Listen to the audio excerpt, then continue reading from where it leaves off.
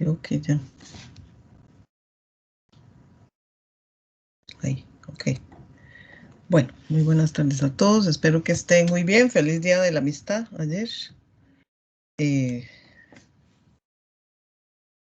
Así que espero que lo hayan pasado bien en unión de las personas que quieren.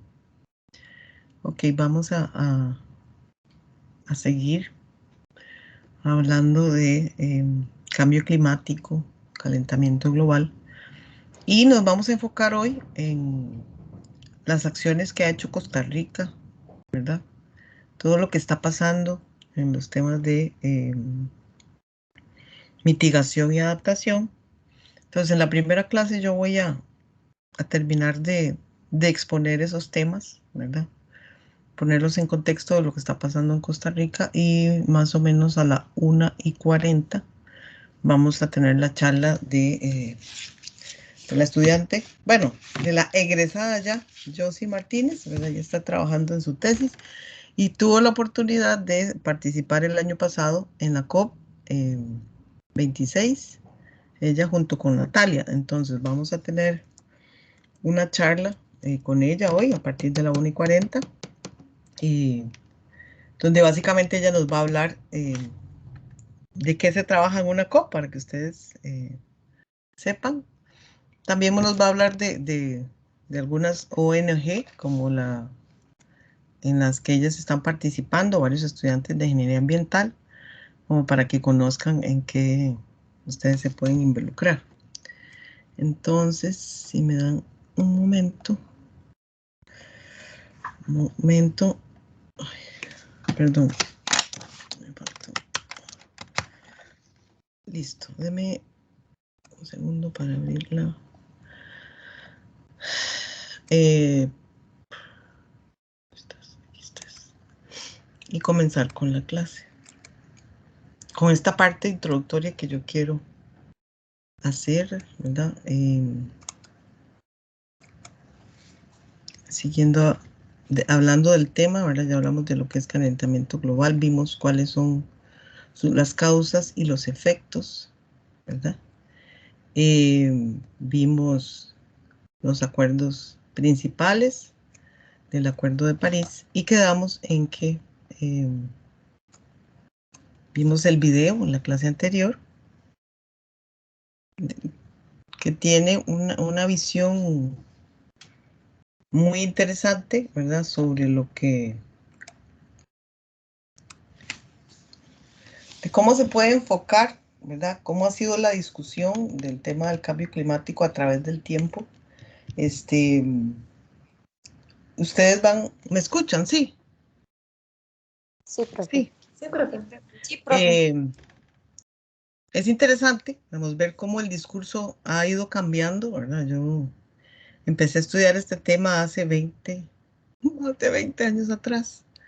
Y efectivamente el video muestra el componente político, ¿verdad? Que es bastante complejo, el tema de los intereses, cómo de verdad se han dado diferentes enfoques del tema del cambio climático a través del tiempo. Primero era una conversación netamente de la comunidad científica, donde habían diferentes modelos que tenían ciertas predicciones. Entonces, me acuerdo que en esta misma clase de hace 10 años atrás alguien me dijo que el cambio climático no era verdad, ¿verdad? Y entonces en ese video que les proyecté en la clase anterior al final, pues se ve toda esa evolución de los tipos de pensamiento, de cómo ha ido cambiando, ¿verdad? Tanto la evidencia científica, ¿verdad? Que ahora en la página que les mostré de la NASA, ahí ustedes pueden entrar y ver que los modelos de las diferentes organizaciones de científicos del mundo, la predicción es la misma, ¿verdad? En diferentes modelos con diferentes variables, la predicción es la misma. Y yo creo que más que todo eso, tenemos la evidencia de lo que está pasando a nuestro alrededor, en nuestras casas, en nuestras comunidades, ver que evidentemente el clima ha ido cambiando, ¿verdad? Que lo que tal vez nosotros conocimos cuando éramos niños, ahora ya no es tan cierto. Ciertas, no sé, vamos a hablar de, por ejemplo, a los abejones de mayo. Hemos tenido en los últimos años abejones, ya no en mayo, sino en otras épocas del año.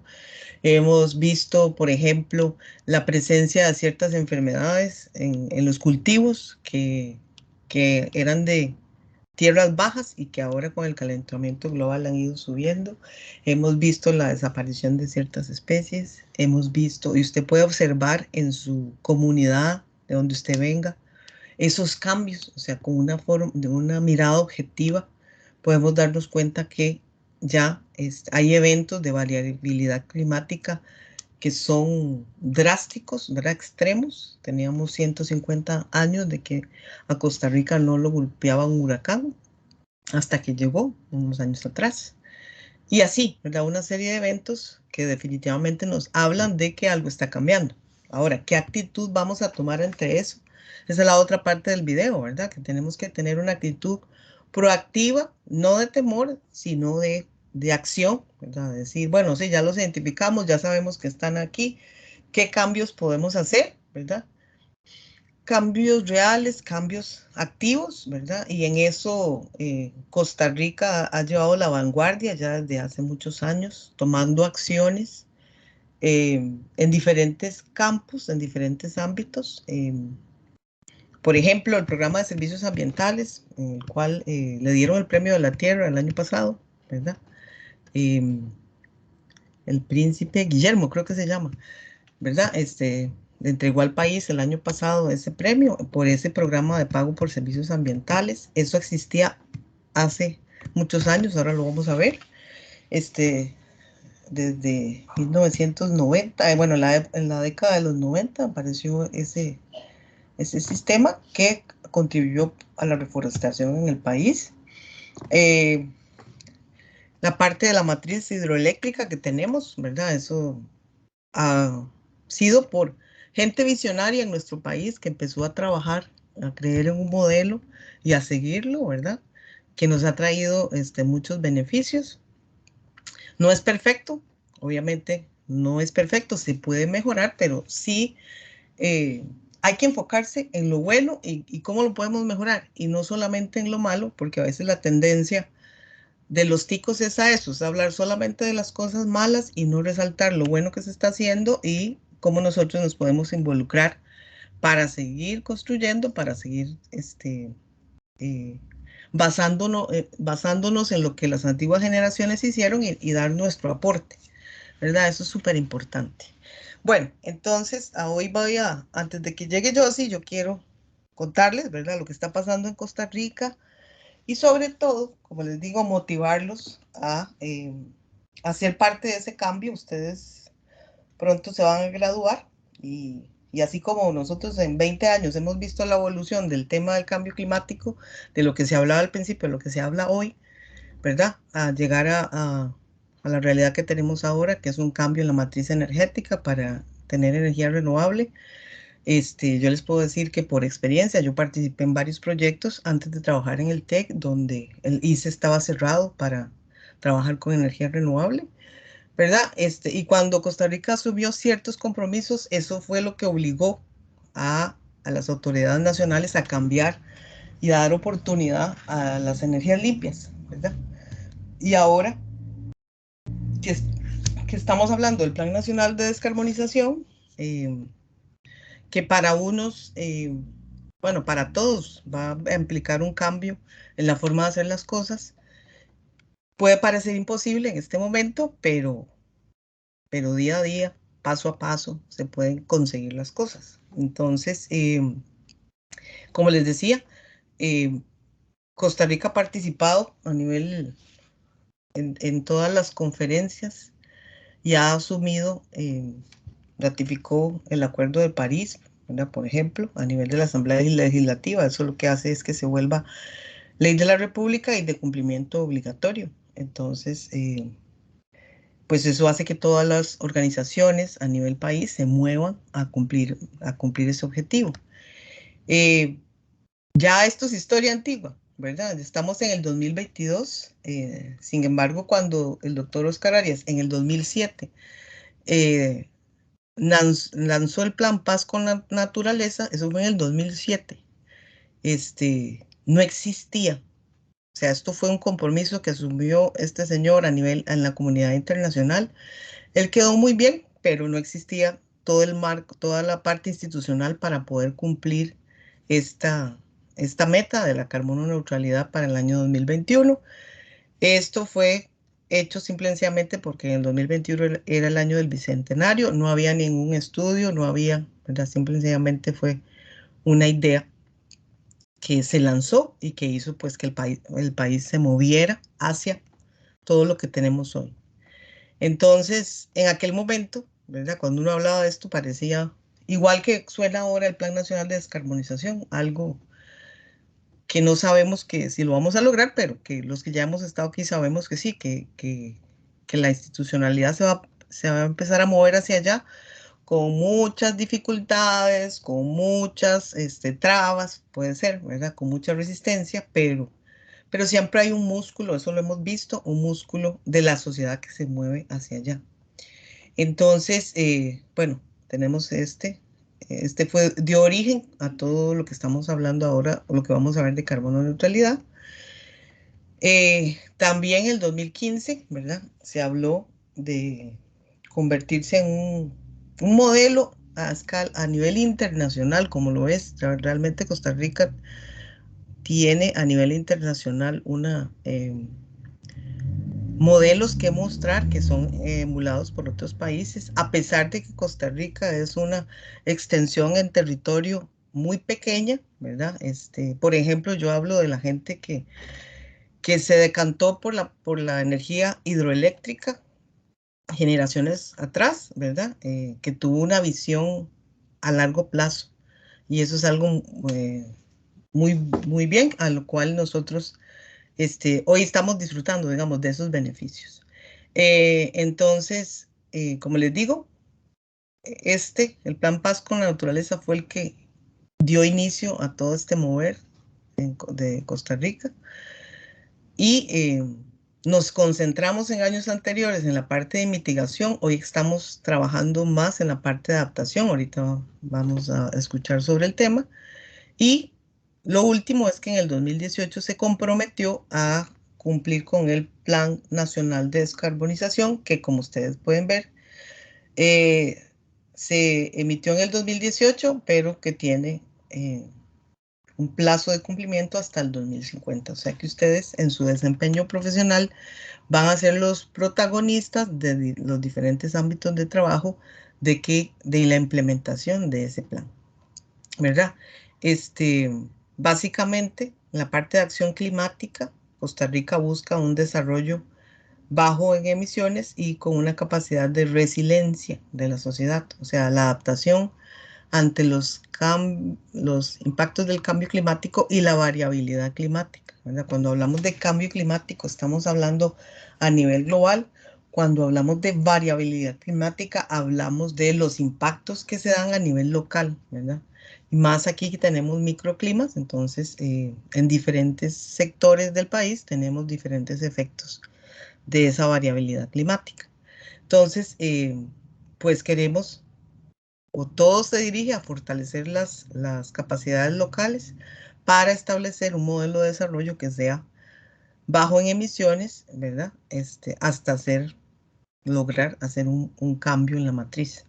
Algo muy interesante que quiero retomar del video y que se habló ahí, ¿verdad? Es que antes se hablaba, y es totalmente cierto la afirmación que hacen en el video, de que las energías limpias eran ineficientes, ¿verdad?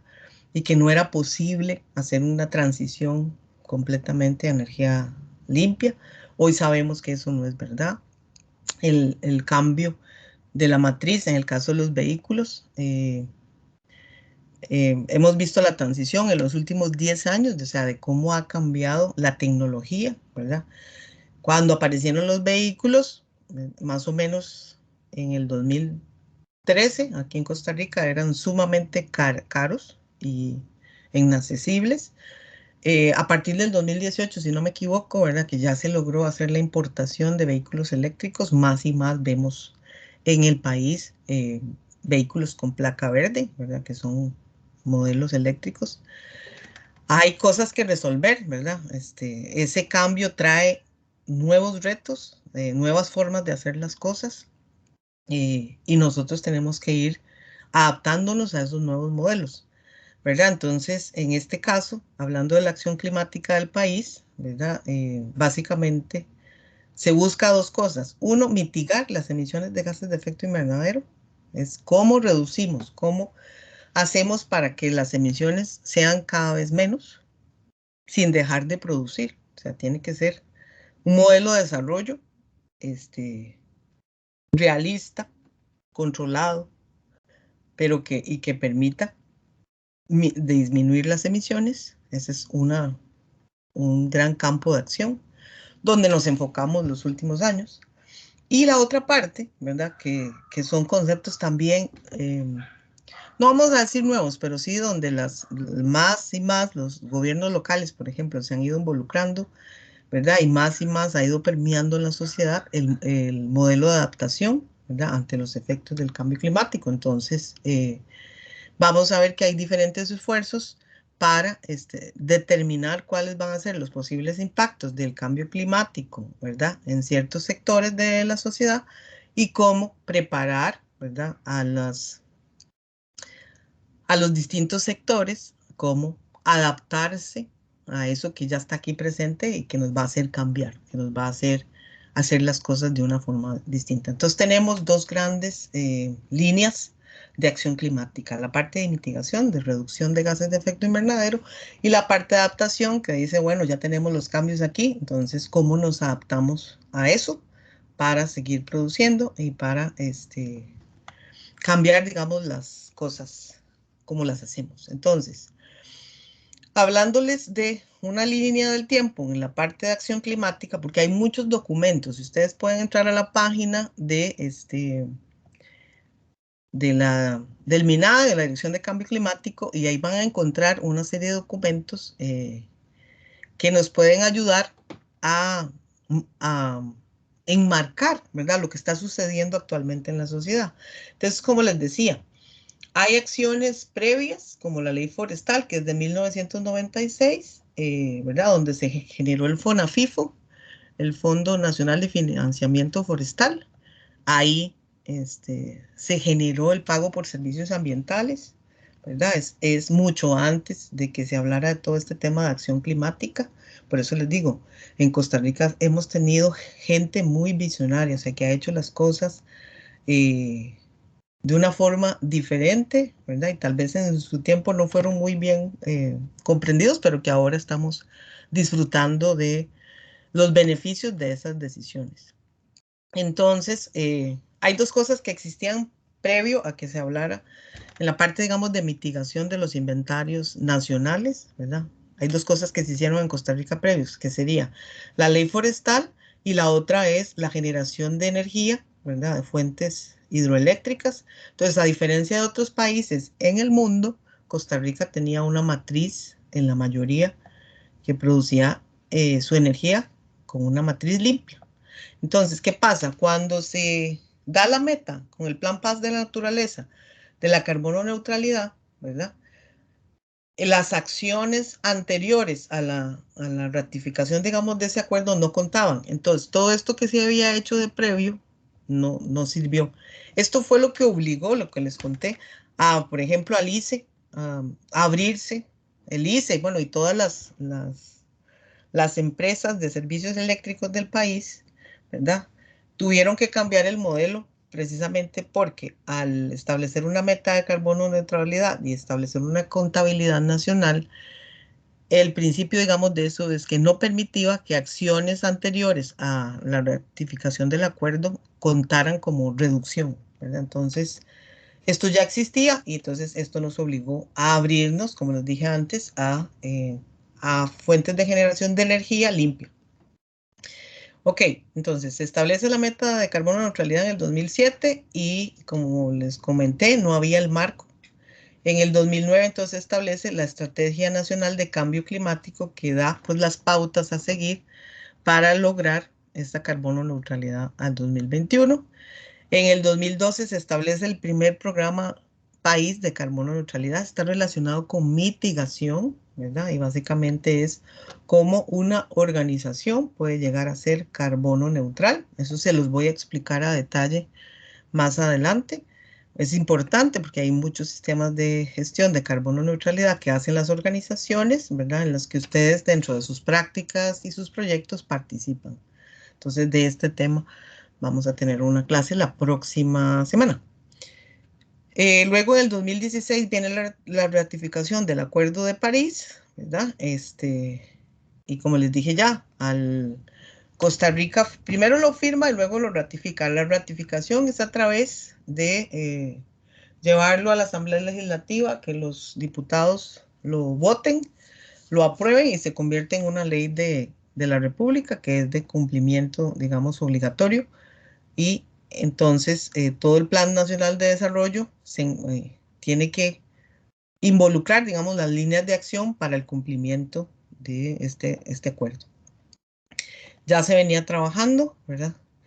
Entonces, se establece el Plan Nacional de Desarrollo en el 2018 y hay unas líneas de acción específicas que tienen que ver con lo de cambio climático. Luego, en el 2000, bueno, aquí, en el 2018 sale la segunda versión del programa País de Carbono Neutralidad, este programa País 2.0. ¿Qué es lo que hace? Estaba limitado solamente a organizaciones y tenía los tres componentes, que eran medir, reducir y compensar. Pero de muchas organizaciones no lo podían lograr. Entonces, cuando se hace este programa País Carbono Neutralidad, la versión 2.0, se abre la posibilidad de que las organizaciones puedan solo hacer el inventario y puedan hacer inventario con reducciones, ¿verdad? O sea, se abre el espacio para que no sea solamente el modelo inicial, sino para que hayan modificaciones a este modelo inicial. Ya se los explicaré. Entonces, en el 2021 ya tenemos la Estrategia Nacional de Cambio Climático y se establece un plan de acción de cómo se va a atacar a nivel país a través de todas las organizaciones, ¿verdad? Para lograr los objetivos y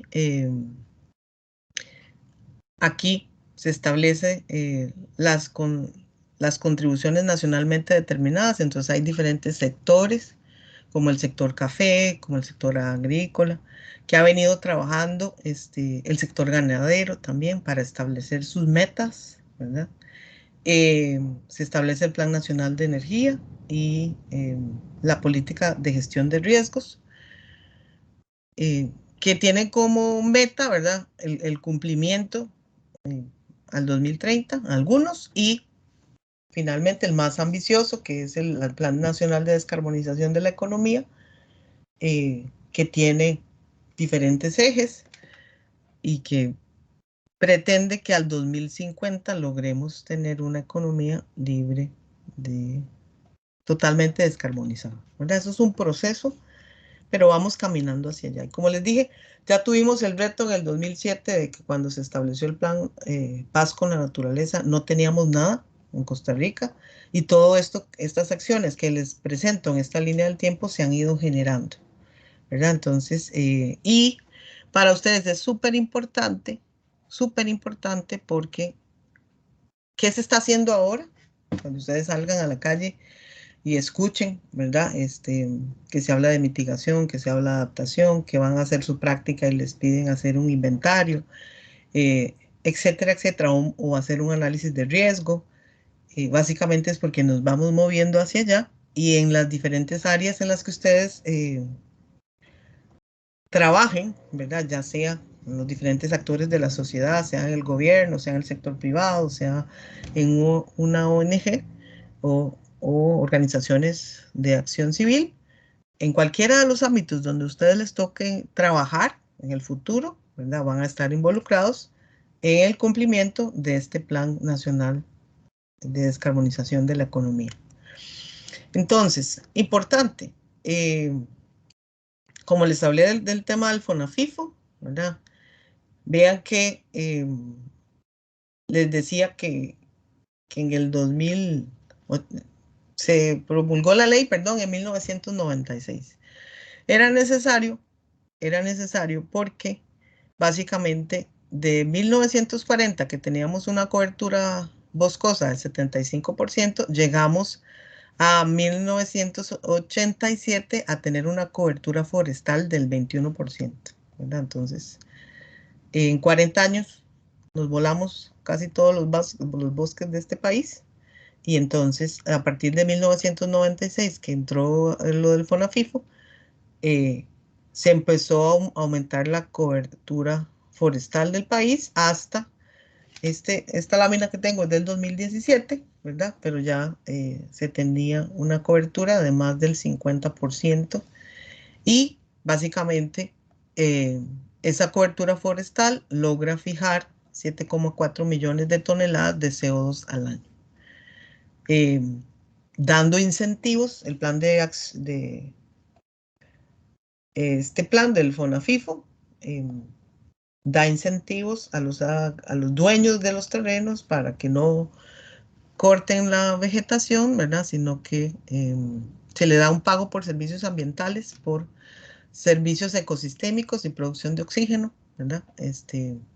Y eso se reconoce. Este modelo es el que se reconoció en diciembre anterior, ¿verdad? Con ese premio de la tierra. Esta lámina no me voy a detener mucho, pero hay una serie de documentos, ¿verdad?, que se han ido generando para cumplir con esos compromisos a nivel internacional, ¿verdad? Que ha suscrito el país a nivel internacional. El concepto de carbono neutralidad básicamente es medir las emisiones, reducir y compensar. Y de esto vamos a hablar mucho más adelante. No me voy a detener en esta lámina, porque luego les voy a explicar cada uno de los términos y con un ejemplo cómo se hace un sistema de gestión de carbono neutralidad a nivel de las organizaciones, ¿ok? Pero hoy, perdón, quiero hablar más, o sea, dándole el marco a Josie y a Natalia, ¿verdad? De lo que está pasando a nivel país para que estemos claros, ¿verdad? Porque se habla de acciones de mitigación y acciones de adaptación, ¿verdad? Vean que en el Plan Nacional de Desarrollo del 2015 al 2018, uno de los principales objetivos que se estableció fue fomentar las acciones frente al cambio climático global mediante la participación ciudadana, el cambio tecnológico, procesos de innovación, investigación y conocimiento para garantizar el bienestar, la seguridad humana y la competitividad del país. Entonces, es un objetivo que está dentro de ese Plan Nacional de Desarrollo y ahí se definieron dos resultados importantes, ¿verdad? Que es lo que da marco a todo lo que estamos hablando. Una, la parte de mitigación, porque busca reducir los impactos del cambio, la variabilidad climática, aumentando las capacidades adaptativas y de gestión del riesgo de desastres, propiciando una mayor resiliencia de los sectores vulnerables. Entonces, esto habla del componente de adaptación, ¿verdad? Y que es en el que ahorita estamos trabajando más, desarrollando herramientas para poder determinar, hacer la gestión de riesgo de desastres en las diferentes áreas. El jueves vamos a tener a Natalia Gómez, ¿verdad? Ya hizo un instrumento de adaptación, fue su tesis de graduación para el sector agrícola, ¿verdad? Entonces van a ver una herramienta, ¿verdad?, en el tema de adaptación. Y el otro componente, que es la parte de mitigación, que es la reducción de emisiones, tiene que ver con lo que acabo de mostrarles, así como rápidamente, el sistema de gestión de carbono neutralidad. ¿Qué significa eso? ¿Verdad? ¿Qué acciones se están haciendo? Hay sectores, diferentes sectores, el sector transporte, el sector energía, la agricultura y la gestión de residuos sólidos. La idea es pues transformar cada uno de esos sectores hacia un desarrollo bajo en emisiones, ¿verdad? Y la meta de carbono neutralidad del país en el marco de las contribuciones nacionales ante la Convención de Marco de las Acciones de las Naciones Unidas para el Cambio Climático. Creo que una pregunta es que si logramos ser carbono neutrales al 2021, sí y no. Porque si logramos ser carbono neutrales, porque como les mostré en esta lámina, les voy a explicar rápidamente. Esa pregunta no me la ha hecho, pero yo se las voy a decir. La ecuación de carbono neutralidad dice que hay que hacer un inventario de emisiones, eso es medir, calculo un inventario, digo, bueno, las emisiones totales del país son 1000 toneladas de carbono de CO2 equivalente. La fórmula dice medir menos reducir menos compensar. En la parte de reducción, yo tengo que buscar mejorar, digamos, las acciones para reducir lo que se emita, las reducciones. Puede ser haciendo mejoras tecnológicas a los sistemas o también puede ser buscando remoción, que es buscar reservorios donde podemos fijar carbono, ¿verdad? Entonces, este componente mido cuántas son las emisiones, este componente establezco acciones reales, establezco metas de reducción para reducir este inventario de emisiones. Y luego está el tercer componente de la fórmula, que sería la compensación. La compensación básicamente es que lo que yo no puedo dejar de emitir, ¿verdad? Yo puedo compensarlo. ¿Cómo? Comprando, esto se llama unidades costarricenses de carbono, ¿verdad? Que son bonos de carbono que yo puedo, digamos, pagar. Y básicamente lo que hago es comprar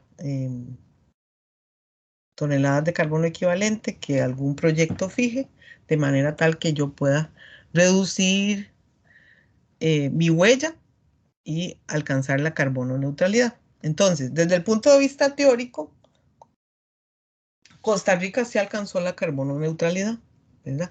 ¿Por qué?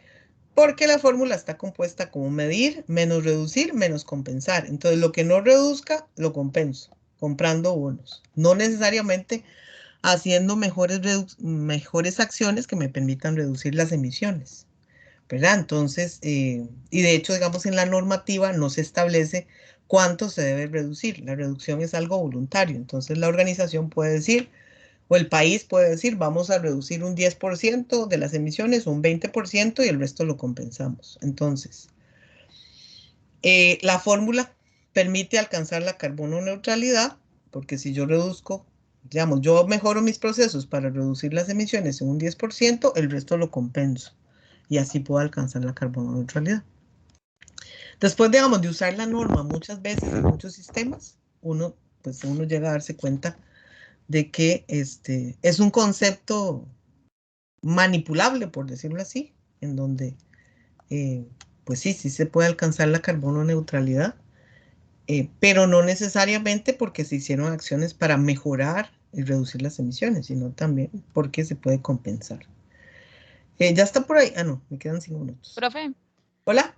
una consulta. ¿Hay algún país Sí. que ha estado cerca o ya logró el carbono neutralidad? Sí, hay países que son carbono positivos, ¿verdad?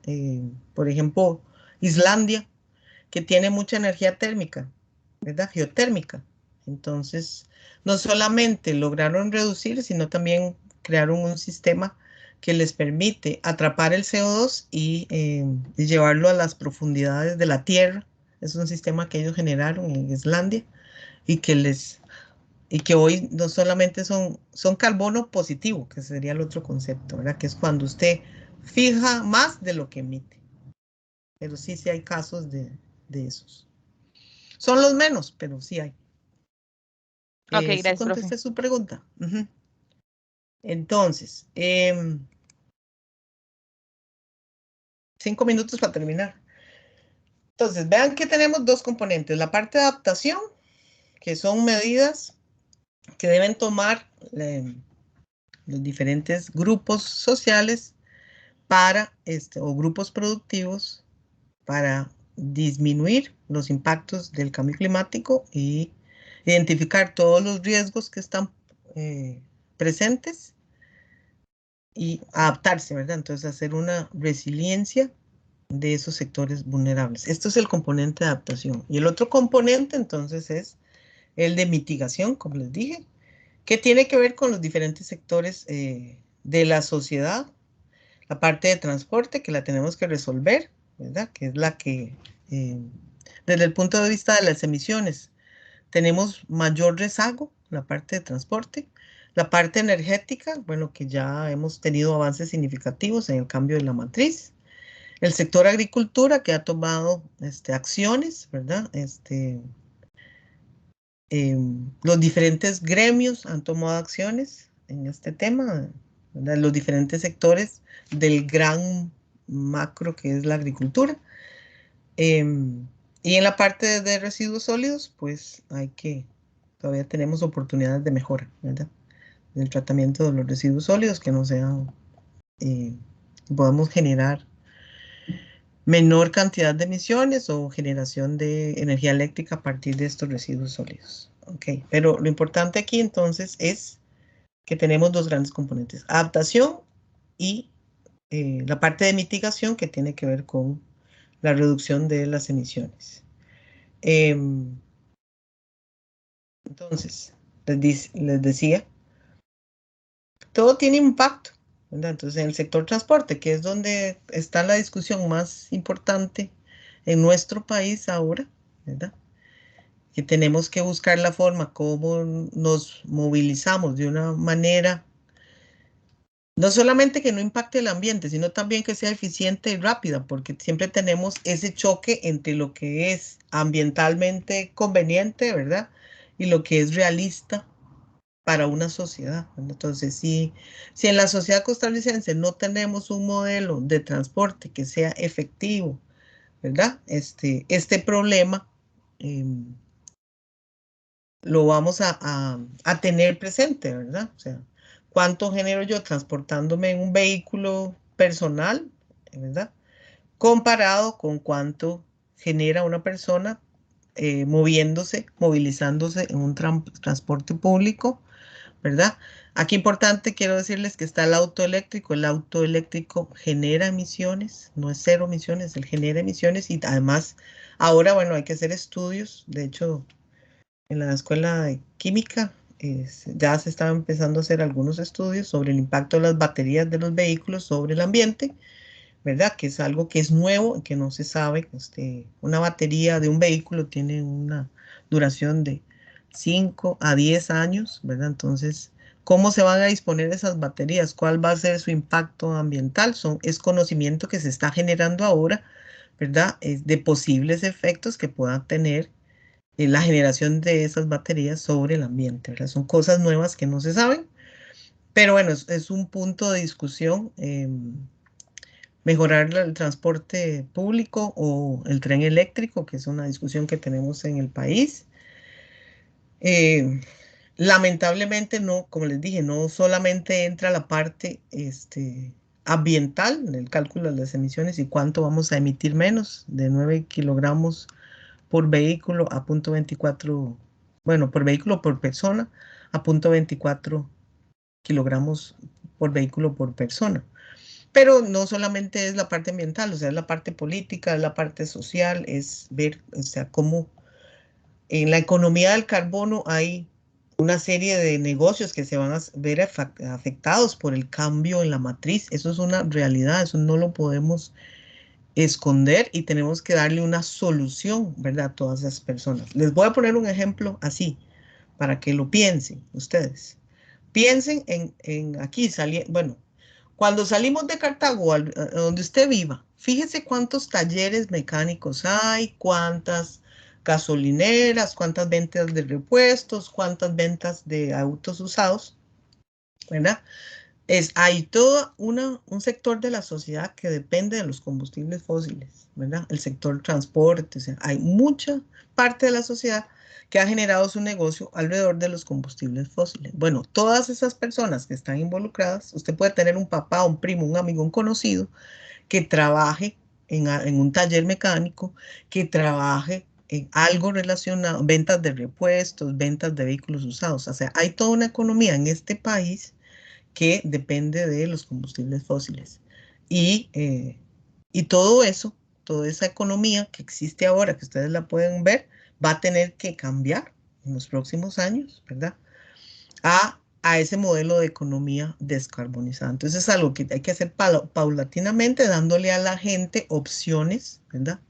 De decir, bueno, si soy mecánico de vehículos de combustibles fósiles, pues ya me tengo que ir capacitando en los vehículos eléctricos, ¿verdad? Y generar toda una economía alrededor de los vehículos eléctricos. Entonces, es algo que tiene que ser paulatino, es algo que tiene que ser gradual. Otro ejemplo que les pongo, el tema de el transporte, ¿verdad? Cambiar la flotilla vehicular, que es cierto, hay una flotilla que está muy vieja, ¿verdad? Que los autobuseros, por ejemplo, no cambian las unidades cada 7 años, como se recomienda, por una cuestión económica, ¿verdad? Pero también hay una serie de familias que dependen de ese modelo actual. Entonces, es algo que tiene que darse paulatinamente. Yo no estoy,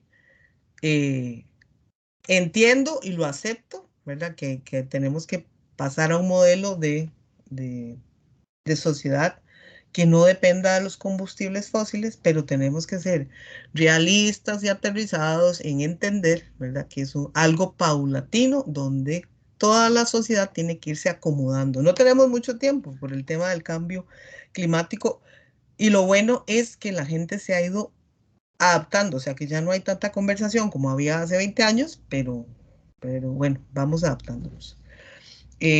Josie, ¿ya estás ahí? No, sí.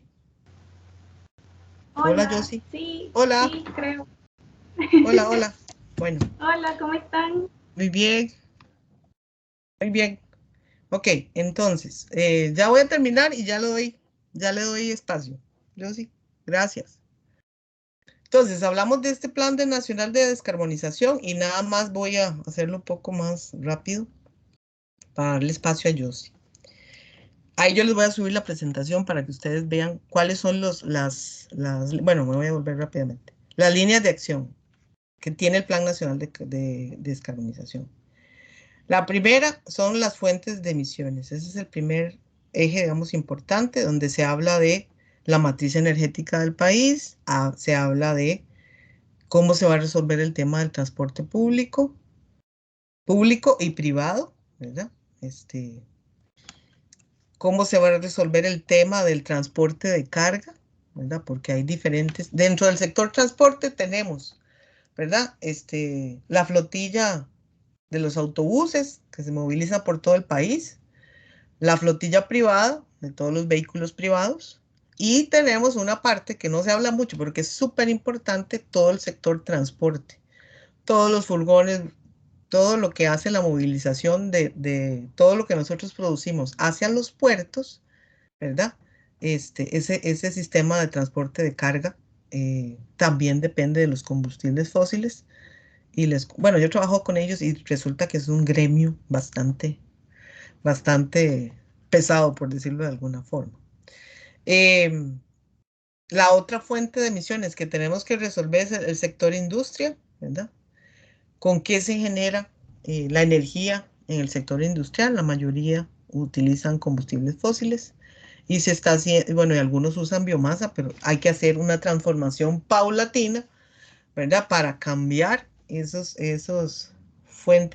sistemas de generación de energía a energía limpia y eficiente. Entonces, eso también es algo que es paulatino. El tema de los residuos, ¿verdad? Hacer un manejo más eficiente a nivel nacional de los residuos sólidos, no teniendo botaderos a cielo abierto, recuperando todos los materiales que sean recuperables, aprovechando también el poder calórico de los materiales que se puedan aprovechar y haciendo sistemas, ¿verdad? Sistemas de tratamiento de residuos en parques ambientales que sean controlados, que permitan controlar también la generación de biogás e incluso la producción de energía eléctrica. Eso es un tema que tenemos por resolver, porque todo el mundo habla de esto, pero nadie quiere tener un parque ambiental cerca de su casa. No es mi tema, es de Macario, pero eso es lo que sucede. La otra aspecto, digamos, o línea de acción que comprende el plan es el AFOLU, que es agricultura, silvicultura y los usos del suelo, ¿verdad? Que tiene que ver con el sector agrícola y las emisiones que se generan en los modelos agrícolas que tenemos. La parte de ganadería, que les dije que ellos tienen acciones NAMAS, ¿verdad? Acciones de mitigación nacionalmente apropiadas, ¿verdad? En el sector ganadería tenemos, en el sector agrícola, en la parte de café, tenemos NAMAS, ¿verdad? Que les permiten tomar acciones para reducir las emisiones. Entonces, por ahí también estamos trabajando y ya les mostré la otra línea de acción, que es el tema de la deforestación, que ya vimos el aumento en la cobertura. Creo que el tema futuro es utilizar la parte marina para calcular cuánto se está fijando carbono en la plataforma de Costa Rica, que no es la plataforma continental, sino en todo el territorio marino que tiene el país. ¿Verdad? Eso es algo que se ha trabajado muy poco, ¿verdad? Y que nos permitiría también aumentar la parte de absorción a nivel país. Y que es un tema nuevo. Entonces, tenemos para esta línea del tiempo del Plan Nacional de Descarbonización, estamos aquí, ¿verdad? Generando planes a largo plazo, viendo cómo se van cuáles son las acciones urgentes, cuáles son acciones a mediano plazo y cuáles son acciones a largo plazo para lograr implementar, ¿verdad? Este Plan Nacional de Descarbonización. Importante incidir en todas las decisiones que se tomen a futuro. Esto es en la primera parte. Luego viene el punto de inflexión, que es cuando vienen a implementarse esos cambios que se determinaron que hay que hacer del 2023 al 2030. Y ahí ustedes van a ser los protagonistas de esto, ¿verdad? En su desempeño profesional. ¿Verdad? Porque para un ingeniero ambiental hay muchos campos de acción de todo este proceso en el cual el ingeniero ambiental va a tener un rol súper importante, ya sea desde el punto de vista técnico, proponiendo acciones, desde el punto de vista social, ¿verdad? Haciendo la parte, digamos, de capacitación, de sensibilización de la gente, que la gente entienda por qué, para qué, es súper importante. O sea, uno puede hacer un sistema de gestión de carbono neutralidad, pero uno puede hacer un libro, y un libro uno lo guarda en una gaveta, eso no sirve. Un sistema de gestión de carbono neutralidad o un sistema de gestión ambiental también, para que funcione, tiene que ser implementado por todos los miembros de la organización. Entonces, esa parte de sensibilización es súper importante. Convencer a la gente, que la gente sepa de qué estamos hablando, para qué, ¿verdad? Porque es importante. Es un trabajo en el que los ingenieros e ingenieras ambientales tienen un enorme protagonismo, ¿verdad? Hacer todos los cambios a nivel institucional, hacer todos los cambios legales que permitan la implementación de este Plan Nacional de Descarbonización. Y luego, a partir del 2031, entonces ya hacer un despliegue masivo que lleve pues a la concreción de la descarbonización de la economía. ¿Verdad? Entonces, aquí estamos y hacia eso vamos. Y ustedes, como les digo, van a ser los y las protagonistas de este Plan Nacional de Descarbonización. Se puede, se puede. Bueno, entonces tengo una invitada, voy a dejar de compartir.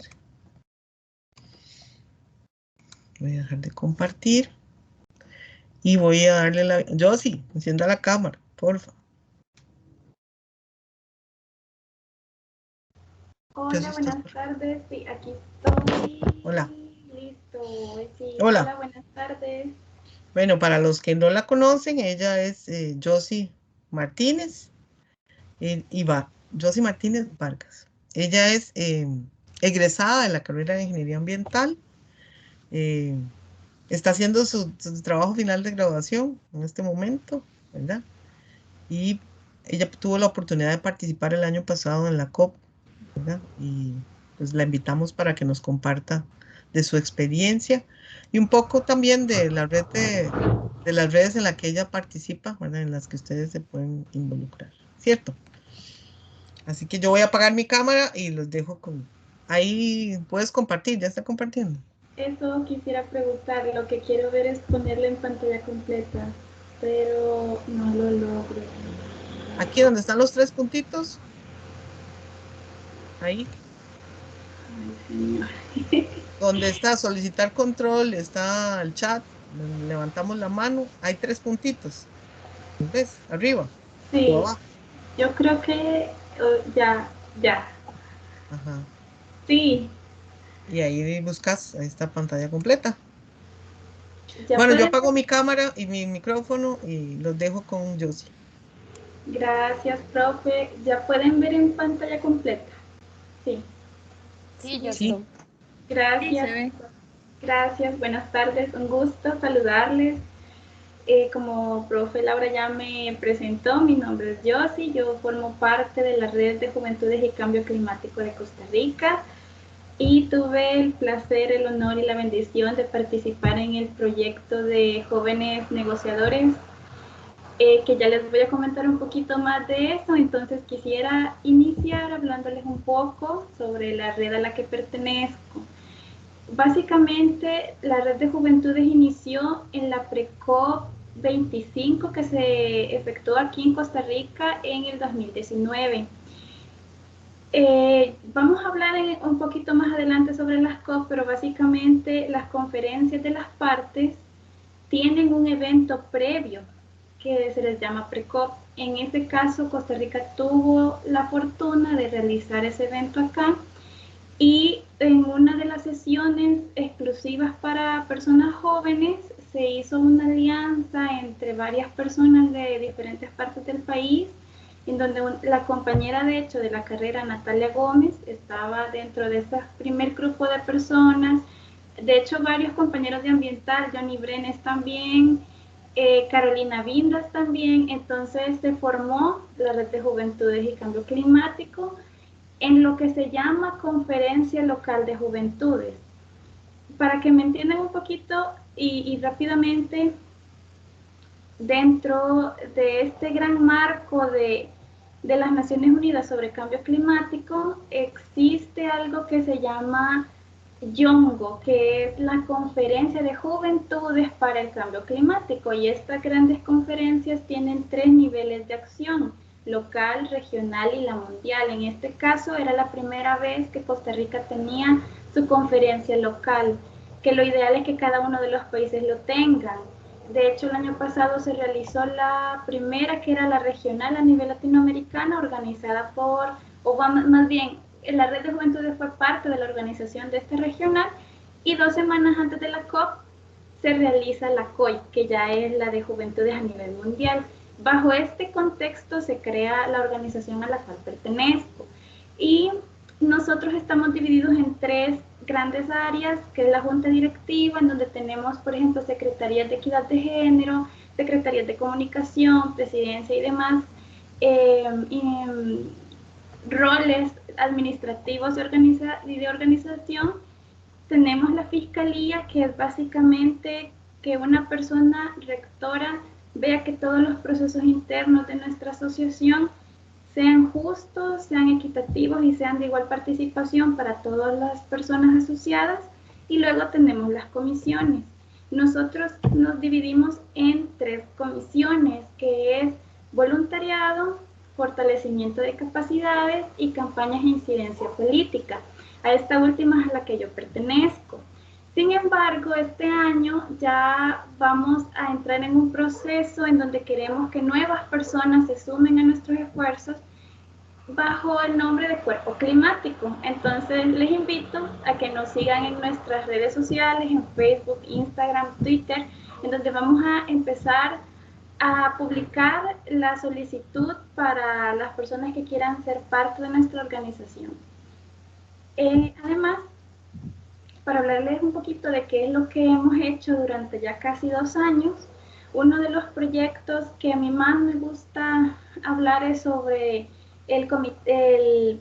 Agentes Climáticos, que fue un proyecto que se realizó con el Comité Cantonal de las Personas Jóvenes de Palmares, y de hecho este es un proyecto que también ha liderado uno de las compañeras de la carrera, Ashley Torres. Ella tuvo la coordinación de este proyecto, en donde la idea era llegar hacia los colegios de este cantón para poder tener 3 etapas de aprendizaje.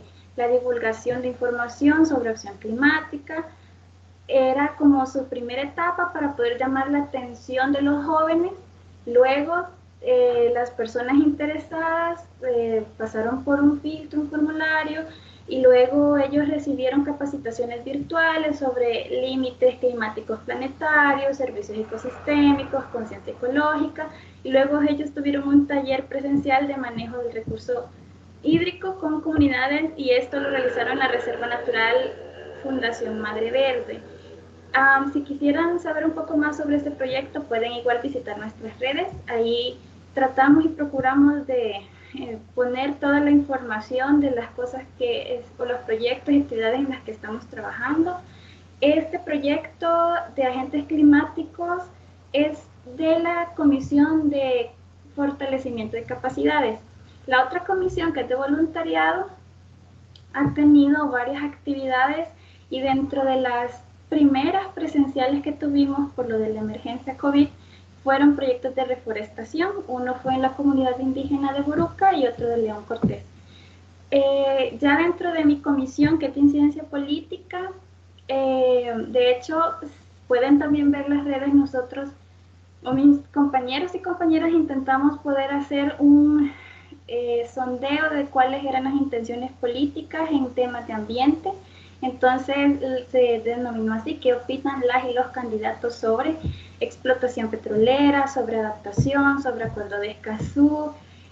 Varios temas de interés, y ahí se iba poniendo según los planes de gobierno quién estaba a favor, en contra, o no decía nada en sus planes de gobierno. También les invito a escuchar el podcast Escucha el Clima. Tenemos varios episodios, tenemos información desde qué dice el IPCC hasta cómo ha evolucionado el acuerdo de Escazú en el país, y así que ahí les queda la invitación. Quisiera aprovechar para hablarles un poquito más sobre el acuerdo de Escazú, porque es de interés nacional, es algo que estamos trabajando en conjunto con otras organizaciones ambientales juveniles como Green Wolf Costa Rica y Fridays for Future Costa Rica. La campaña Escazú Ahora Costa Rica busca poder realmente crear una incidencia a nivel político, porque ya es la Asamblea Legislativa la cual decide que podamos ratificar el acuerdo. Y para comentarles un poquito, este año va a ser la primera conferencia sobre el acuerdo de Escazú. Quienes van a desarrollar esta conferencia fueron los países que ratificaron. Es decir, que la Asamblea Legislativa tiene el acuerdo internacional y lo firma. Lo firmaron alrededor de 27 países, si no mal recuerdo. Sin embargo, la ratificación es como el proceso en firme de que un acuerdo como este, que sí es vinculante, es decir, que contiene responsabilidad para el país, sea, ¿cómo se llama?, sea en firme, ¿no? Y que realmente se tome como algo en serio. Costa Rica, siendo sede del acuerdo de Escazú, no ha ratificado, lo cual es sumamente vergonzoso, y por lo tanto no tendremos ni voz ni parte en esta primera conferencia, en donde solo 12 países de la región latinoamericana van a participar. Entonces necesitamos dar mucho apoyo a este lado, por si quieren seguir también las redes sociales de Escazú ahora, les invito también a que se informen por esa parte. Ahora sí, después de todos esos anuncios, quisiera compartirles sobre lo que fue la COP26. Dígame, Perdón, profe. ¿podrías decirnos cuáles son las principales líneas de acción que están establecidas en ese acuerdo de Escazú? ¿Y Básicamente por son qué usted tres. cree que no ha sido ratificado? Ok. Bueno, hay tres líneas. La primera es transparencia o acceso a la información, la cual significa que toda la población de un país que tenga el acuerdo ratificado tiene el derecho de poder accesar a cualquier tipo de información que tenga que ver con el ambiente. Por ejemplo, en el sector turismo, que es un sector en donde podemos ver conflictos de intereses de parte de empresa privada y dentro de la sociedad que vive alrededor de un proyecto turístico. Digamos que la población tiene derecho a saber sobre cuáles son los planes de estas empresas, ¿no? Si se les va a dar la concesión, si necesiten saber que el lugar en realidad tiene algún tipo de vulnerabilidad. Todo ese tipo de información tal vez técnica, las personas tendríamos acceso más fácilmente y más rápidamente. Otro de las líneas de acción del Acuerdo de Escazú es la defensa de los defensores del ambiente. América Latina es la región del mundo en donde más asesinatos de defensores del ambiente hay en el mundo, lo cual es lamentable, es deplorable y necesitamos realmente cambiar esa realidad. Y tiene que ver, el último gran eje tiene que ver con la legislación climática, es decir, justicia climática. Una frase que para muchos sectores es atemorizante por el hecho de que estamos exigiendo derechos que no se han cumplido en la historia latinoamericana, porque el cambio climático o toda esta situación de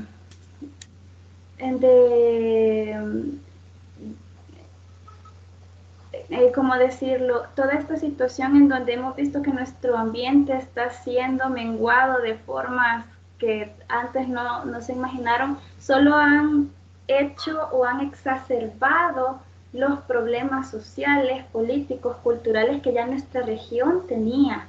Entonces el cambio climático viene a intensificar estas injusticias y ahora hablar de justicia climática para ellos es casi un sinónimo de pedir justicia social también.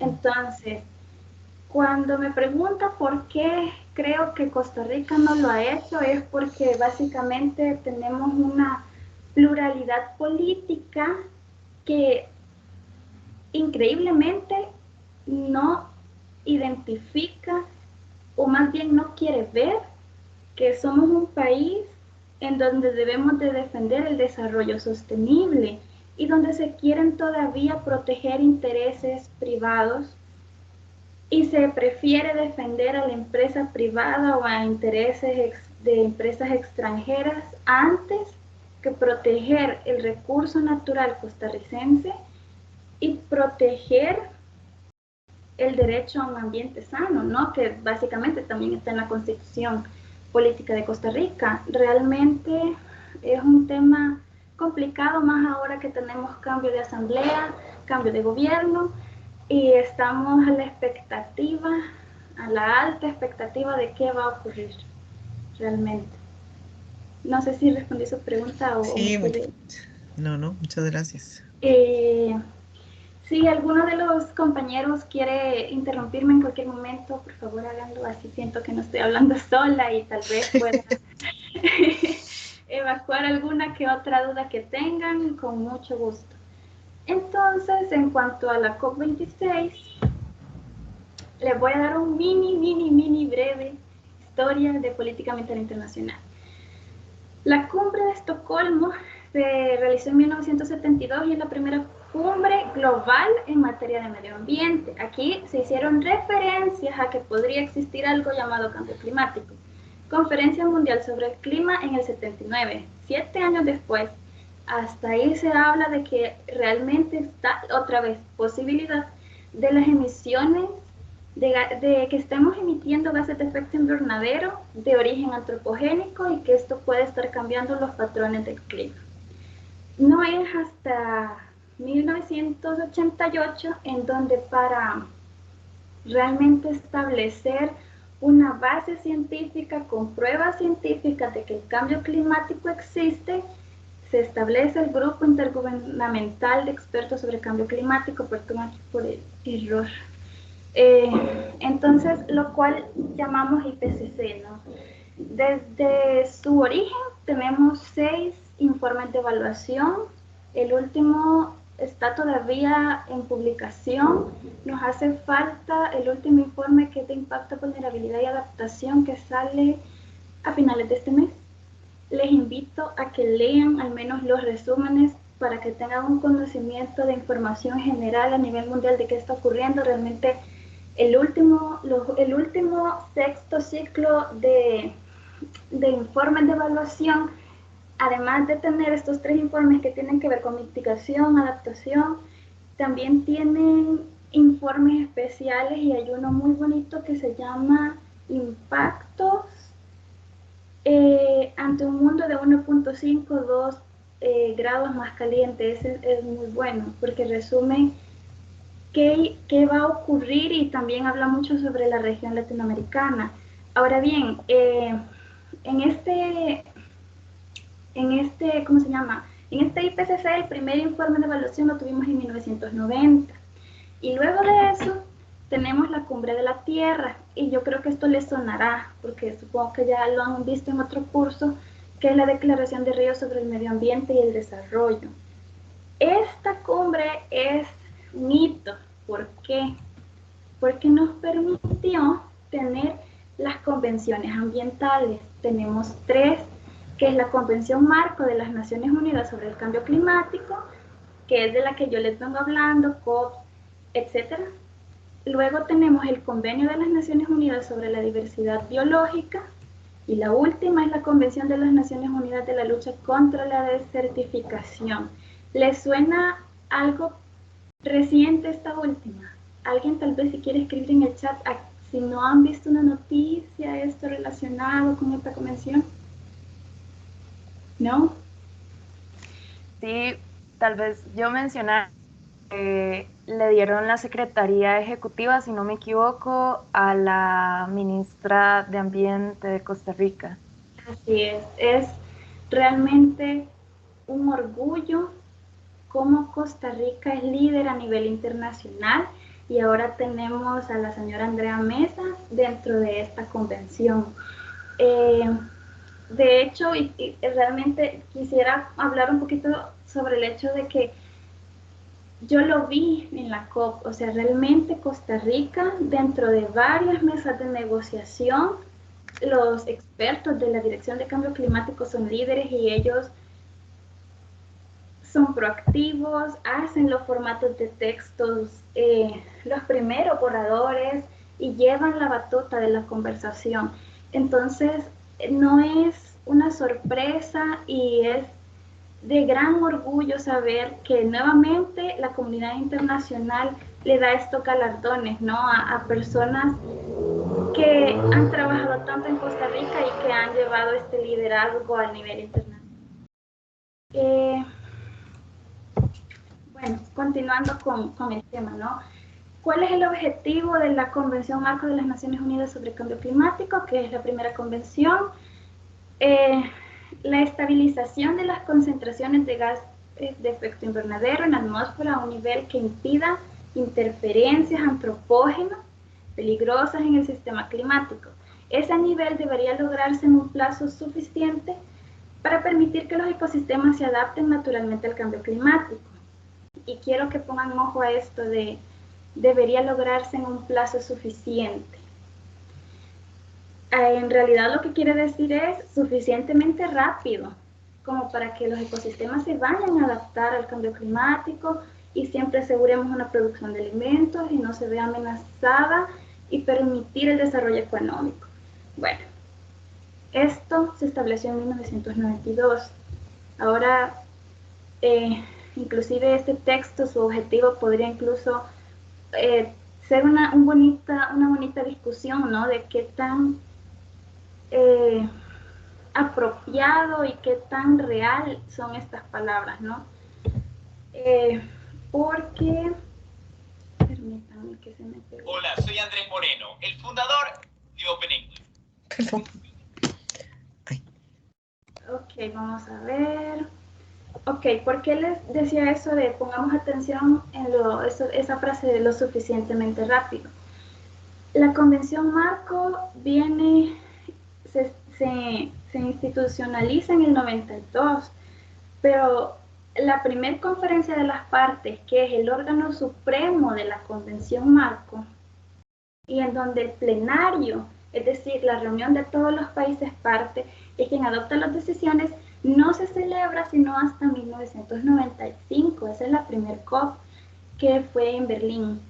Luego tenemos la tercer COP, que es y se las pongo así como, porque estas son como las más famosas, por decirlo así, o las que han sido más mencionadas, es la COP número 3, que fue donde tuvimos el protocolo de Kioto, luego tuvimos el Acuerdo de París hasta el 2015, COP 21, y les pongo COP 25 en el 2019 porque esa COP iba a ser muy importante porque iba a ser en Latinoamérica. Y lamentablemente por la situación política que Chile vivía en el momento, tuvieron que pasarla a Madrid. Entonces ya todas las organizaciones juveniles, ambientales y de todo lo que ustedes se imaginan, no pudieron asistir. Entonces, luego en el 2020 tuvimos la pandemia y se detuvo. Fue la primera vez que la COP no se celebró desde que se estableció. Entonces, permítanme. Ok, aquí está. En la COP26, quienes participan, tenemos sociedad civil, tenemos científicos que están presentes por medio de pabellones, un gran salón de pabellones. También tenemos las agencias de cooperación internacional, tenemos grupos de negociadores, que son los expertos técnicos, que en primera instancia se sientan a negociar. Han habido COPs en donde cuando no llegan a ningún acuerdo y realmente existe esta presión de que deben de llegar a un avance significativo, pero no hay acuerdo y no hay consenso, ya los negociadores se hacen a un lado y son los ministros de ambiente. Y si no son los ministros, que son, vamos a ver, como los quienes llevan el rol principal de representación de un país en tema de ambiente, se consulta incluso ellos con la presidencia, ¿no? Luego de este grupo también tenemos órganos subsidiarios que básicamente se refiere a la estructura administrativa de la convención y en grande claramente tenemos las partes. Así se le llama a los países que firmaron ser parte de la convención y ratificaron. Cuando alguien ratifica, cuando un país ratifica, significa que ya pertenece a las leyes de ese país. Entonces, aquí tenemos un embrollo y se lo voy a decir por qué. Hay países que firmaron pertenecer a la Convención Marco. Hay países que firmaron para el Protocolo de Kioto y hay otros países que firmaron para el Acuerdo de París, que significa que no todos los países están en las tres plataformas, para que me entiendan. Entonces, es un juego muy amplio, muy difícil de entender, realmente es complejo quienes actúan, pero aquí les traigo una pinceladita para que más o menos me entiendan cómo funciona. Para hablarles sobre por qué fuimos, resulta que The Climate Reality Project América Latina, que es este loguito de acá, ellos son una ONG internacional que creó Al Gore, que si no han escuchado de él fue candidato a la presidencia de Estados Unidos en el momento en el que Bush ganó la presidencia. Él, desde en ese entonces, ya él era una persona que hablaba sobre cambio climático y que esta problemática debía de entrar en la política. Sin embargo, bueno, por obvias razones, no, incluso eso le costó la presidencia. Sin embargo, este proyecto que él tiene esta ONG que él fundó, perdón, tuvo 4 proyectos pilotos. Costa Rica fue uno, Honduras, México y Colombia. En estos 4 países, en alianza con los ministerios de Relaciones Exteriores de cada uno, se hizo un proceso de capacitación en donde cada país definió cómo iban a participar las personas jóvenes. En el caso de Costa Rica, la Red de Juventudes ya estaba deseando poder tener una plataforma en donde se nos presentara la oportunidad de ir a la conferencia y coincidió con que Misión 2 Grados, que es otra organización costarricense, ya había entablado la comunicación con The Climate Reality Project América Latina y ya ellos ya habían hecho la coordinación nacional para la participación de las personas jóvenes. Entonces ya el papel de la red fue no de coordinador, sino como de beneficiarios, ¿no? Entonces, en conjunto con la Embajada Británica en Costa Rica, el Ministerio de Ambiente, aquí también tiene que ver mucho UNICEF y el Viceministerio de Juventudes, entre todas estas instituciones nos capacitaron con las personas negociadoras de Costa Rica, con los técnicos, y cada uno de las 9 personas que asistimos a la COP nos preparamos a nivel general de cómo funciona la conferencia y un tema en específico. Mi persona y Annelies Corrales, que también es compañera de ambiental, estudiamos lo que es pérdidas y daños, Natalia Gómez adaptación y así sucesivamente. Entonces, estas son las salas de negociación que vamos a encontrar en una conferencia. No son todas, pero son la mayoría: mitigación, adaptación, pérdidas y daños, financiamiento, transparencia, desarrollo, transferencia de tecnologías, mercados de carbono, género. Aquí me faltó mencionar agricultura. Hay otro que es de comunidades indígenas, pero tal vez estas no son, no quiero decir relevantes, pero tal vez no se toman como el foco tan fuerte de discusión. En la COP26, uno de los que más creó tensiones fue el mercado de carbono, porque esto está desde el Acuerdo de París y desde el 2015 no se había llegado a establecer la estructura de cómo iba a funcionar la evaluación y la participación de los países en cuanto al intercambio económico, ¿no? de carbono. Entonces eso fue algo muy tenso. Otro tema que no ha sido relevante, tristemente, ha sido pérdidas y daños, porque no es un tema nuevo. Son 30 años desde que se inició a hablar sobre este rubro, y el detalle está en que con el Acuerdo de París existe algo que se llama responsabilidades diferenciadas. Entonces ahí por primera vez se dijo que los países desarrollados tienen más responsabilidad sobre los países en vías de desarrollo. ¿Eso qué implica? Costo económico.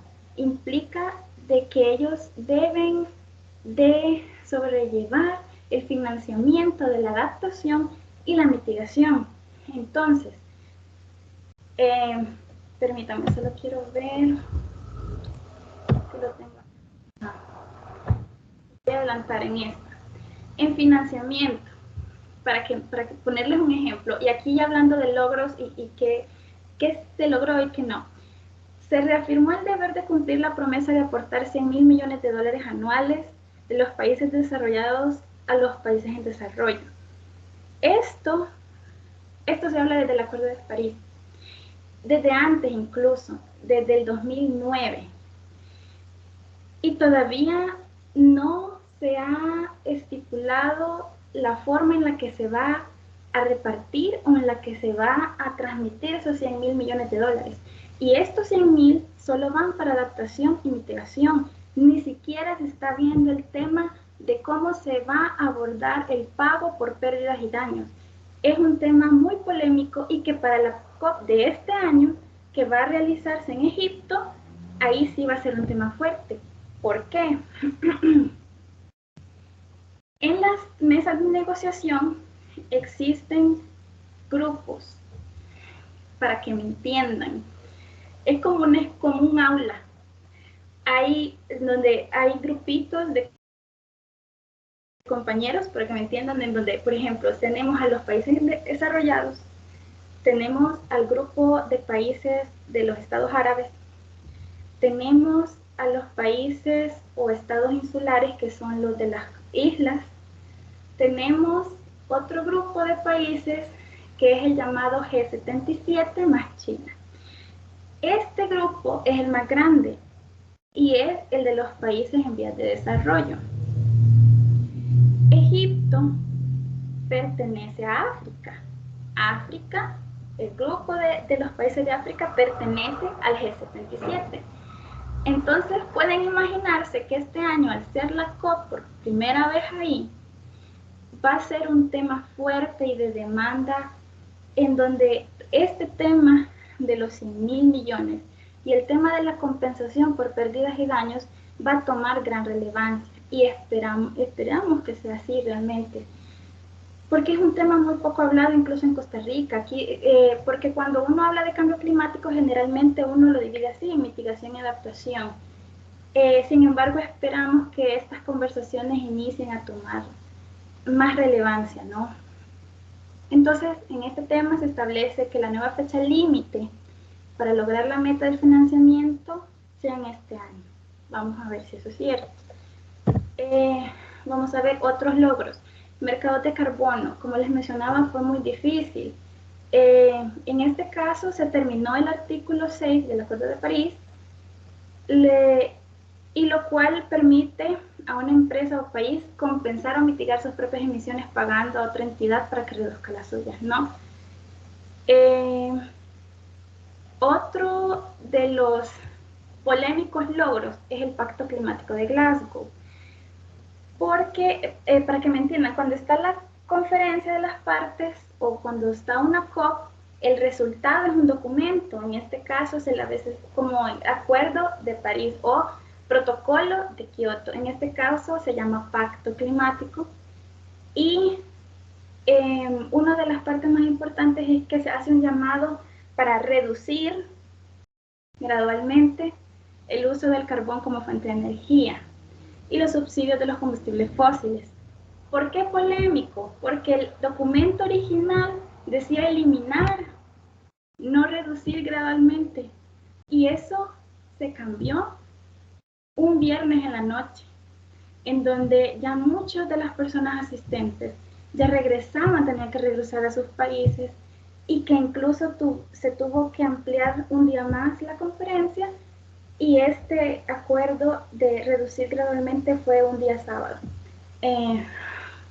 Que en realidad esto fue por intervención de India, que es parte del G77, y que dentro de las salas de negociación de pérdidas y daños se mostraban como, sí, hay que exigirle a los países desarrollados, pero a último momento hubo una sorpresa total.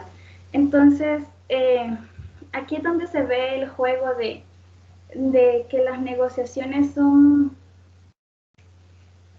algo más allá que una simple conversación, van más allá de estar en una sala, porque en realidad estos acuerdos se logran más fuera de la conferencia en sí, digamos, en los momentos en donde los negociadores que tienen tal vez un poco más de proactividad invitan a un café o a una cena o a un almuerzo a las contrapartes, y en esos momentos en donde se realizan los verdaderos acuerdos.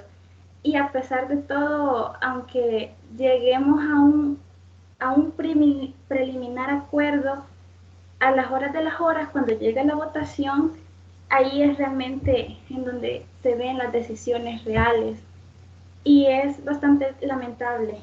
Y tuve la oportunidad de ver a una negociadora de África que ese mismo viernes en la noche, en donde todo estaba cambiando, un viernes de antes de terminar, ella se levantó y dijo: en mi país está muriendo gente, en mi país hay personas que ya están viviendo los estragos del cambio climático y no estamos tomando una decisión. Hay negociadores que, como ella, sí tienen esa intensidad por luchar y hacer una diferencia, pero hay otros negociadores que, como no lo ven, no ven tal vez los impactos tan tajantemente en sus países, no hacen por realmente tomar acuerdos realmente, ¿cómo decirlo? No toman una iniciativa, no toman acuerdos ambiciosos, esa es la palabra que buscaba. Y tanto, el último que les quiero comentar es el Acuerdo de Protección de Bosques, en donde 141 países que abarcan el 91% de los bosques del mundo se comprometen a detener y revertir la deforestación para el 2030. Y entre ellos Estados Unidos, Brasil, China y Rusia. Es tal vez esperanzador ver este tipo de noticias o de acuerdos, pero es un poco incómodo saber que este tipo de acuerdos no son vinculantes. Cuando no son vinculantes se refiere a que no son obligatorios, sino que son voluntarios. Y dentro de lo voluntario está la gran duda si se va a realizar o no, porque ya han habido acuerdos así previos sobre reforestación que no se han alcanzado. Y para que tengan una idea, antes de la COP, el IPCC había dicho que la temperatura iba a aumentar 2.7 grados. Después de la COP y de estos acuerdos, solo logramos disminuirlo a 2.4 grados centígrados y a eso nos encaminamos ahora. Entonces eso nos deja ver realmente qué tan ambicioso o qué tan real es los acuerdos que se llegan ahí y la implementación, que eso es todo un tema. Y para terminar, estas son unas fotos. Ahí está Nelis Corrales, que es la compañera de ambiental, don Pascal Girot, que es el negociador de pérdidas y daños, mi persona, y al final, bueno, al fondo, ese es el salón plenario. Ahí está un representante de todos los países en un salón general, en donde ahí es donde se toman las decisiones finales de la conferencia. Y acá al lado izquierdo está Natalia Gómez y esa era una sesión especial de personas jóvenes negociadoras de Latinoamérica. Y al lado derecho les presento a doña Dorothy. Ella es sueca y ella viajó 2.300 kilómetros en bicicleta en forma de protesta. Tiene 71 años y viajó desde bicicleta de Suecia hasta Escocia. Realmente esa historia me conmovió mucho porque es una forma de ver que el cambio climático es cierto que nos afecta más a las personas jóvenes, sí, pero no implica que todas las personas adultas o adultas mayores no tengan conciencia del problema o que no apoyen, que generalmente que no está bien pensar o hacer esa guerra contra las otras generaciones o nuestras generaciones anteriores, ¿no? Hay muchas personas y de todos los estratos sociales y de todas las edades y de cualquier sector que se pueda imaginar que están conscientes del problema y que quieren hacer un cambio, y eso implica la empresa privada.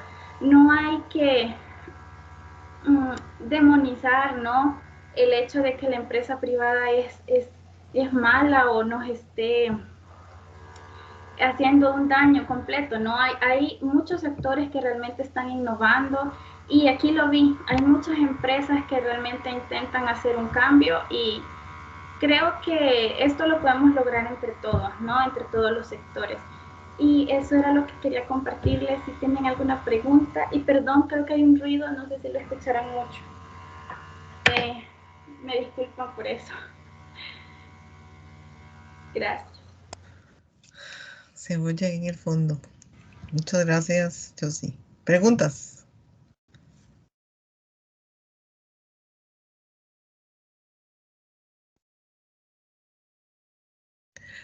Bueno, no, yo voy a preguntarte algo. Ahora que tuviste la oportunidad de participar en estas negociaciones y que te das cuenta pues de lo complejo que es, ¿verdad? Que ha habido cambios. Por ejemplo, en los países desarrollados, después del 2005, del huracán que golpeó a Estados Unidos, fue eso lo que abrió la puerta para que tomaran acciones reales, ¿verdad? Contra el cambio climático. Antes, básicamente, llegaban a negociar, pero no pasaba nada, ¿verdad? Hasta que han sufrido los impactos de bombas de frío, ¿verdad? Y todos los huracanes que hasta ahora han golpeado la costa de New Orleans, en el Golfo de México, pues eso los ha obligado, ¿verdad? A cambiar, digamos, de actitud, ¿verdad? Creo que cuando el impacto es directo, las cosas cambian, aunque y siempre hay intereses, gente muy consciente, como lo acabas de decir, empresas. De hecho, en Costa Rica, vos dijiste eso, yo pensé, yo lo que les contaba ahora, o sea, cuando se dio el plan Paz con la Naturaleza, el primer sector que empezó a trabajar en eso fue el sector privado, no fue el sector gubernamental. Y el músculo del sector privado fue el que hizo que se moviera en el sector gubernamental y se sacara, ¿verdad? Todo lo que se ha venido trabajando. Este, pero finalmente es un trabajo de todos. Entonces mi pregunta en concreto es, después de estar ahí y de ver y de eso que te escucho decir, ¿cuál es tu posición? ¿Qué piensa usted? O sea, ¿te vale la pena seguir trabajando o no? O sea, ¿cuál es tu percepción? Sí, hay que seguir trabajando. ¿Verdad? Vamos a ver, es desalentador, sí, mucho en realidad.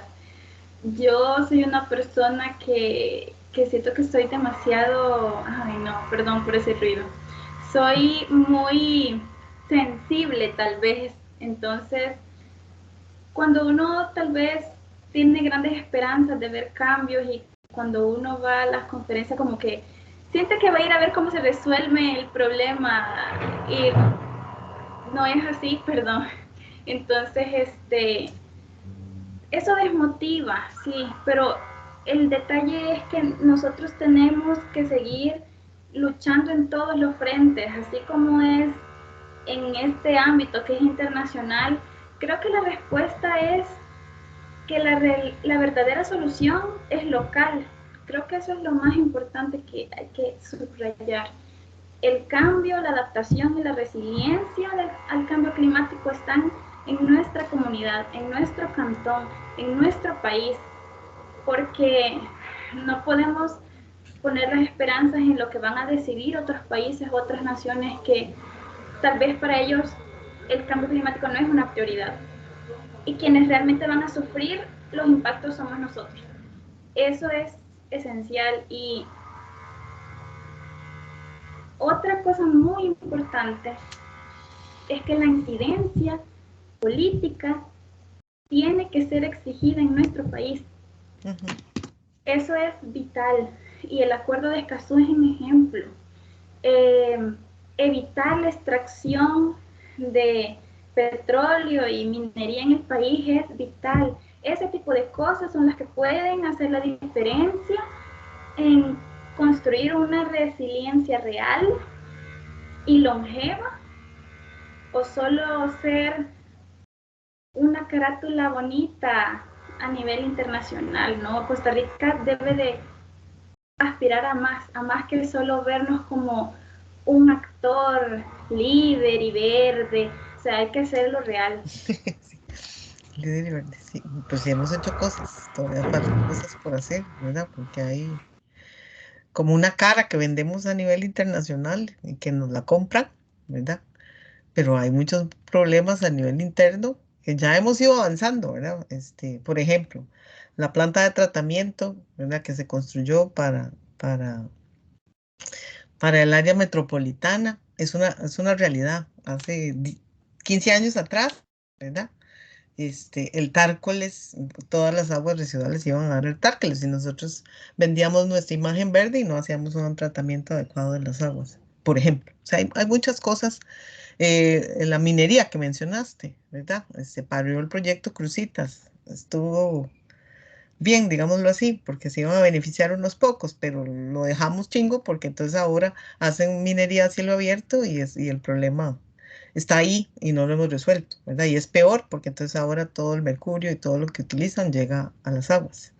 Entonces, sí, tenemos cosas en las que somos líderes a nivel internacional y aplaudimos a todos las personas que han destacado a nivel internacional, ¿verdad? Como la ministra de Ambiente, como doña Cristiana Figueres, como el ministro anterior, cuyo nombre no me recuerdo, ¿verdad? Pero también hay mucho que hacer a nivel local y ahí es donde ustedes, nuevas generaciones, se pueden involucrar. Así que eh, hay mucho que hacer, o sea, mucho, mucho, mucho que hacer. Y lo importante, digamos, de estas charlas es motivarlos a ustedes, chicos, para que se involucren, ¿verdad? Para que estas oportunidades que han abierto sus compañeros, ustedes también las pueden replicar, ustedes también se pueden involucrar eh, y seguir trabajando sobre lo que todos podemos aportar un granito de arena, cada uno desde nuestra trinchera, ¿verdad? Usted, como dijo Josie, es algo súper importante y se los había dicho yo, en su barrio, en su comunidad, en su casa, ¿verdad? Que podemos ver los efectos del cambio climático, también podemos involucrarnos y ser parte de la solución y no parte del problema. Y muchas gracias, Josie. ¿Alguien tiene algún comentario? ¿Ve? Aplausos. Muchos aplausos y corazones. Entonces, te agradezco mucho.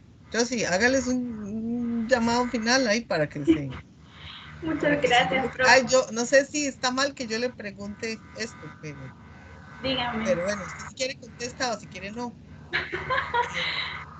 Eh, Ok, o sea, cómo llegó usted hasta ahí? ok, bueno, como ya les conté un poco sobre cómo había sido la plataforma de instituciones y etcétera, pero creo que no les conté lo que puede ser más determinante, el dinero. El Tecnológico de Costa Rica nos dio a Natalia, a Nelis y a mí el presupuesto mayoritario para poder asistir.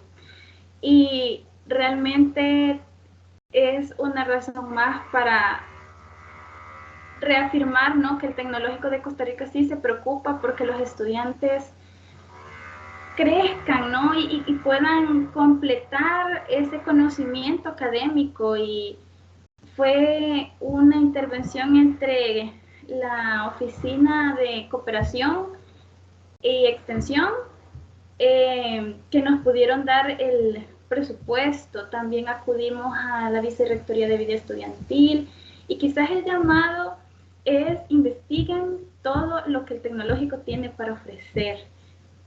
Hay muchas oportunidades y ya yo estoy más afuera que ahí, y hay cosas que yo digo, ay, hubiera aprovechado. Hay opciones de intercambio, de hacer un semestre afuera, háganlo. Atrasarse un semestre por estar afuera no es atrasarse, es ganancia. Aprenden otro idioma, conocen otra forma de vida, otra cultura, y ven cómo se enseñan conocimientos técnicos en otra sociedad. O sea, es una cosa impresionante. Es la primera vez que viajo a Europa, o sea, y un viaje tan extravagante, por decirlo de alguna forma, y realmente abre el panorama de cómo viven otras sociedades y a uno le permiten ver tal vez cuáles son las oportunidades de mejora que tiene nuestro país y también entender por qué otros países son como son y no ven tal vez el cambio climático como una prioridad cuando tal vez ellos ya tienen todas sus necesidades básicas cubiertas, por ejemplo. Aprovechen eso. Hay otra oportunidad también que es para hacer los trabajos finales de grado que son de carreras STEM. Profe, no recuerdo muy bien cómo se llama, pero que es de CONARE. También está esa oportunidad. Yo siento que hay muchas cosas que pueden lograr con estas oficinas. Inténtenlo, investiguen y decirles nada más que estoy muy feliz de que estén estudiando ambiental.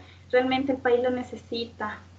Y creo que no hay nada más bonito que amar lo que uno hace, así que mucho ánimo y que les vaya súper bien este semestre y los espero ver en las redes de Juventudes y Cambio Climático. Y si no quieren estar en nuestra red, hay muchas redes de jóvenes en el país. Busquen cuáles son las de su localidad, busquen cuáles tiene su cantón y su mente. Muchas gracias. Gracias, Josie. Muchísimas gracias. De verdad que... Gracias, Josie. Muchas gracias. ¿está? Sos protones. Qué bueno, estuvo muy bueno. Muchas gracias. Bueno, chicos, entonces, yo creo que esta charla tuvo como varios propósitos, ¿verdad?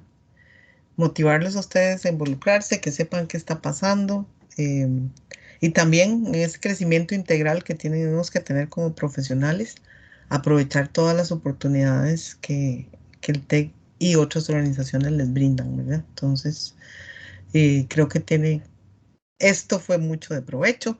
Nos vemos el próximo